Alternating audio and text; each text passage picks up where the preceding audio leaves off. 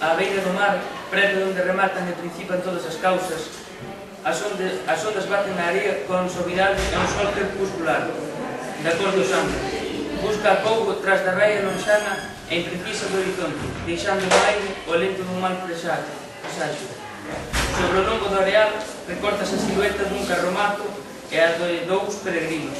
Un deles, o máis vello, agarda sentado na area co mirar extraviado na inmensidade do océano. O outro, unha muller, está de pé á beira do carro. Ten un coitello de folla ancha na man. A muller vai cerimoniosamente ata onde o vello agarda e axeóllase cabo dele. Cunha man fechas os ollos e coa outra ergue o coitelo con mentes de o espetar. Antes de que a folla se afunda con forza no peito do vello, unha raiola do sol, ao rozala, arrinca dela un estintelo dourado, fora do golpe seco da coitelada e do bater das ondas na area. Non se escoita nada, ningún xemido sequera. O vello deixase vencer cara atrás e ela acollo no seu regazo. Bícanse apaixonadamente e, o conxuro daquel bico, o vello exhala o derradeiro alento e entrega a vida nos seus brazos.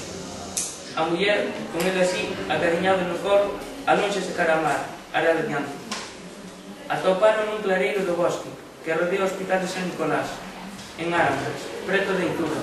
Cando Itura era esa pequena aldea esquecida, entre Garcebeu e San Palais, na que ningún viaxeiro repara ignorante da súa antiga grandura.